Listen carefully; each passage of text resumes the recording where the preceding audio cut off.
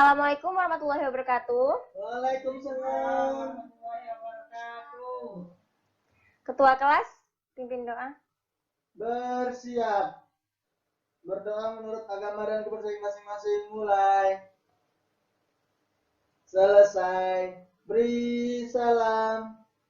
Assalamualaikum warahmatullahi wabarakatuh. Waalaikumsalam warahmatullahi wabarakatuh. Bagaimana? Siapa yang tidak hadir? Beni, Bu, Beni. Beni kenapa? Dia sakit katanya, izin, Bu. Oh, izin. Izin sakit? Iya. Sakit apa? Biasa, Bu, kelompok cuma lagi perutnya. Oh, semoga Beni cepat sembuh ya. Iya, Bu. Amin. Dan anak-anak ibu sekarang apa kabar? Baik, Bu. Udah jarang keluar rumah kan? Iya, Bu. Apalagi sekarang kita lagi dilanda wabah corona. Jadi ibu sarankan untuk anak-anak ibu untuk tetap selalu mencuci tangan, untuk rajin jaga kesehatannya, rajin bersih-bersih juga ya, jangan bangun kesiangan, mandi pagi. Siap, Bu. Tujuan pembelajaran kita pada hari ini ada 3. Yang pertama adalah pendidik menjelaskan definisi, ciri kritik, dan esai serta perbedaannya kepada siswa. Yang kedua, dengan kegiatan mengamati contoh teks kritik dan esai, siswa dapat memahami definisi, ciri kritik, dan esai serta perbedaannya. Dan yang terakhir adalah pendidik memberikan tugas agar siswa lebih memahami tentang kritik dan esai. Jadi, materi kita pada hari ini adalah tentang kritik dan esai. Definisi kritik. Kritik adalah bidang studi sastra untuk menghakimi karya sastra, untuk memberi penilaian dan keputusan mengenai bermutu atau tidaknya suatu karya sastra yang sedang dihadapi kritikus. Sebagian di antara kamu mungkin ada yang beranggapan bahwa kritik adalah celaan. Benar nggak? Anak-anak ibu benar nggak? Benar, Bu. Pernyataan yang mengungkap kekurangan karya seseorang tentulah tidak salah jika yang dimaksud adalah kritik tanpa dasar. Yang dimaksud dengan kritik di dalam pelajaran ini adalah kritik yang didasarkan atas analisis yang mendalam. Karya yang dikritik biasanya berupa karya seni, baik karya sastra, musik, lukis, buku, maupun film. Di sini ada ciri-ciri kritik. Ciri-ciri kritik itu ada 6. Yang pertama adalah memberikan tanggapan terhadap objek kajian atau hasil karya sastra. Yang kedua, memberikan pertimbangan baik dan buruk sebuah karya sastra, tanggapan terhadap objek kajian atau hasil karya sastra. Yang ketiga, bersifat objektif. Yang keempat, memberikan solusi atau kritik konstruktif. Yang kelima, tidak menduga-duga. Yang keenam, memaparkan penilaian pribadi tanpa memuat ide-ide. Dalam menyusun kritik, ada beberapa hal yang harus dipegang oleh kritikus atau penulis kritik. Prinsip-prinsip tersebut adalah 1. Penulis kritik atau kritikus harus benar-benar membaca atau mengamati karya yang akan dikritik. Yang kedua, kritikus harus membekali diri dengan pengetahuan tentang karya yang akan dikritisi. Yang ketiga, kritikus harus mengumpulkan data-data penunjang dan alasan logis untuk mendukung penilaian yang diberikan. Yang keempat, kritik yang disampaikan tidak hanya mengungkapkan kelemahan, tetapi harus seimbang dengan kelebihannya. Yang kelima, jika diperlukan, kritikus menggunakan kajian teori yang relevan untuk mendukung penilaian. Ibu akan memaparkan contoh kutipan dari kritik tentang novel Laskar Pelangi. Mohon ke anak-anak ibu untuk melihat PPT yang telah ibu sajikan.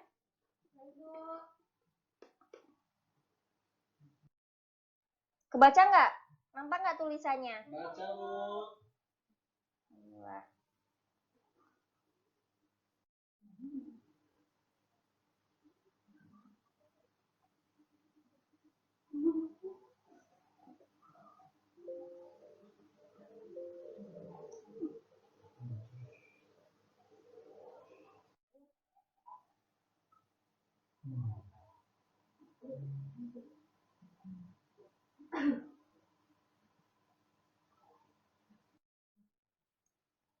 Oke, lanjut kita masuk ke definisi esai. Esai adalah karangan yang berisi kupasan atau tinjauan tentang suatu pokok masalah yang berkaitan dengan ilmu pengetahuan, pendapat, atau ideologi yang disusun secara populer berdasarkan sudut pandang pribadi penulisnya atau bersifat subjektif.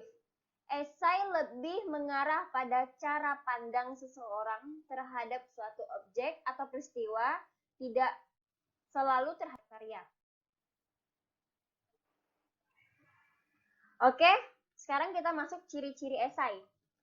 Yang pertama adalah merupakan prosa, artinya dalam bentuk komunikasi tertulis berisi gagasan.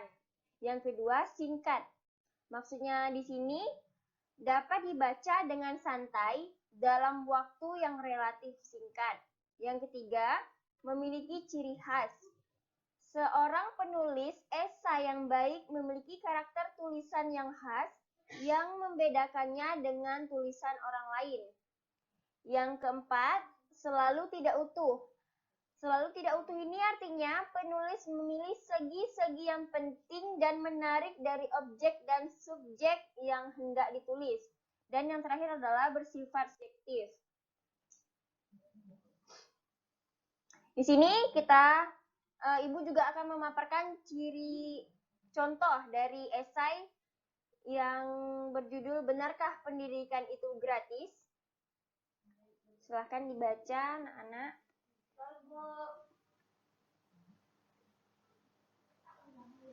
Ciri-ciri kritik ya, Bu? Tunggu sebentar ya, Boni. Kita akan melanjutkan materi dulu. Di sini Ibu akan memaparkan tentang persamaan dan perbedaan dari kritik dan esai. Persamaannya, kritik dan esai adalah dua jenis tulisan yang hampir sama. Keduanya sama-sama mengungkapkan pendapat atau argumen, namun penulis kritik dan esai haruslah melakukan analisis dan penilaian secara objektif terlebih dahulu agar dapat dipercaya. Dan perbedaannya, kritik di dalam pelajaran ini adalah kritik yang didasarkan atas analisis yang mendalam. Karya yang dikritik biasanya berupa karya seni, baik karya sastra, musik, lukis, buku, maupun film. Berbeda dengan kritik yang fokusnya adalah menilai karya, esai lebih mengarah pada cara pandang seorang terhadap suatu objek atau peristiwa, tidak selalu terhadap karya. Pemahaman tentang kritik dan esai seringkali rancu, karena keduanya merupakan teks yang harus didasarkan pada suatu objek yang dinilai. Di sini ada perbandingan kritik dan sastra berdasarkan pengetahuan yang disajikan. Ada 3. Yang pertama, dalam kritik, objek kajian adalah karya misalnya seni musik, seni sastra, tari, drama, film, pahat, dan lukis. Yang esai, objek kajian dapat berupa karya atau fenomena. Yang kedua, ada dari kritik, ada deskripsi karya. Bila karya berwujud buku, deskripsinya berupa sinopsis atau novel. Yang esai tidak ada ringkasan atau sinopsis karya. Yang ketiga, kritik menyajikan data objektif. Yang esai tidak selalu membutuhkan data. Lalu ada perbandingan kritik dan sastra berdasarkan pandangan penulisnya. Dia sama, juga ada 3. Yang pertama, kritik. Yang pertama itu penilaian terhadap karya dilakukan secara objektif disertai data dan alasan yang logis. Esai, kajian dilakukan secara subjektif menurut pendapat pribadi penulis esai. Yang kedua, kritik dalam memberikan penilaian seringkali menggunakan kajian teori yang sudah mapan. Yang esainya jarang atau hampir tidak pernah mencantumkan kajian teori. Yang ketiga atau yang terakhir, kritik, pembahasan terhadap karya sastra secara utuh dan menyeluruh. Yang esai, Objek atau fenomena yang dikaji tidak dibahas menyeluruh, tetapi hanya ada pada hal yang menarik menurut pandangan penulisnya. Meskipun demikian, pembahasannya dilakukan secara utuh. Baik, dari penjelasan yang Ibu paparkan tadi, apakah anak Ibu sudah paham? Paham, Bu? Paham, alhamdulillah. Coba Ibu tes. Boni, kritik sastra tadi ada berapa? Ada 5, Bu. 6, Bu. Ya. Sebutkan. Yang pertama itu memberikan tanggapan terhadap objek kajian atau hasil karya sastra.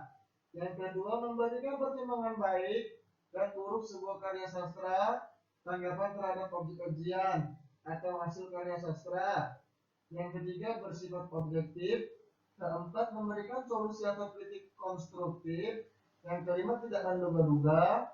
Dan yang keenam, memaparkan penilaian pribadi tanpa memuat ide-ide. Bagus, Boni tadi memahami ya apa yang Ibu jelaskan. Kayaknya juga mencatat, soalnya itu lengkap sekali. Lalu Halimah, coba sebutkan persamaan dari esai dan kritik. Persamaannya kritik dan esai. Halimah, suaranya dikeraskan. Ya, Bu. Kritik dan esai adalah dua jenis tulisan yang hampir sama. Keduanya sama-sama mengungkapkan pendapat atau argumen. Namun, penulis kritik dan esai haruslah melakukan analisis dan penilaian secara objektif terlebih dahulu agar dapat dipercaya. Bagus, Halimah juga paham. Fakri, coba sebutkan perbedaan dari kritik dan esai. Kritik ini, Bu, atas analisis yang mendalam, sedangkan esai ini mengarah pada cara pandang seseorang terhadap suatu objek atau peristiwa, Bu. Oke, bagus. Anak Ibu sekarang sudah paham semuanya. Sekarang kalian lihat di PPT Ibu akan menyajikan 2 cerita. Jadi nanti kalian harus pahami karena Ibu punya tugas buat kalian. Nampak nggak tulisannya? Nampak, Bu. Banyak kali, Bu, tulisannya. Nggak apa-apa lah, biar kalian lagi membaca.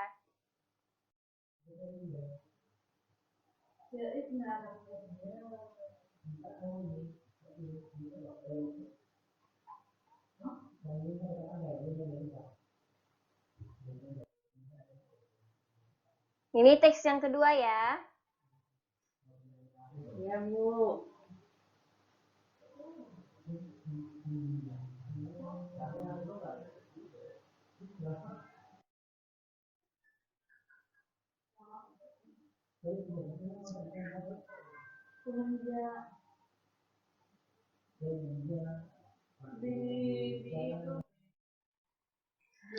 Oke, ini tugasnya anak-anak Ibu catat. Tugas-tugasnya ini berdasarkan dari 2 teks yang Ibu berikan tadi.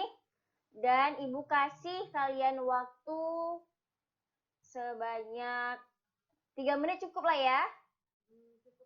Oke, mantap anak Ibu nih, pintar-pintar. Baik, sebelum Ibu menutup pelajaran kita pada pagi hari ini, Ibu ingin mendengar anak-anak Ibu, murid-murid Ibu ini menyanyikan lagu dari Sabang sampai Merauke. 1, 2, 3.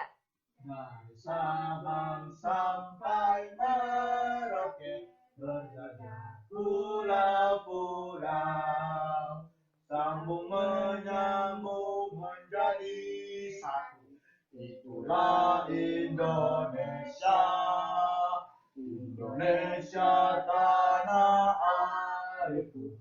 Aku berjanji padamu, menjunjung tanah airku Indonesia. Oke, bagus. Terima kasih.